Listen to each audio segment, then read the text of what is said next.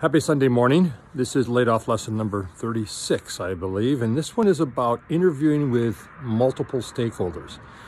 As you get into the interview process, as you're trying to figure out if there's a good match between what you want to do and what the other party wants you to do, I would strongly suggest that you identify the stakeholders, the different stakeholders with whom we're going to have impact on your success, and you interview with them as well.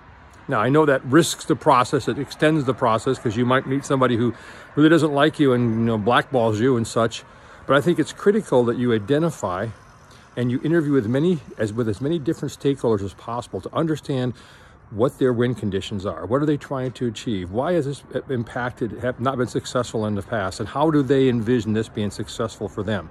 Now, this is a good time to have with you those three things we did in one of the very first lessons, right? The three things that, number one, what are you really good at doing and what do you love to do? Number two, what's the value of what you do?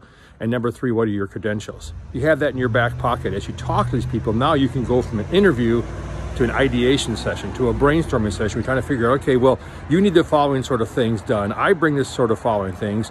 What about if we did things like this? It starts getting into that whole creation mode. It's starting to fuel innovation, driving some curiosity. So in the interview process, I strongly recommend that you interview with as many different stakeholders as possible. Again, so you can understand what their win conditions are, what it is they're trying to achieve, and what you need to do in order for you to be successful, but also to make them successful as well. Anyway, hope this advice helps. Have a great weekend. Cheers.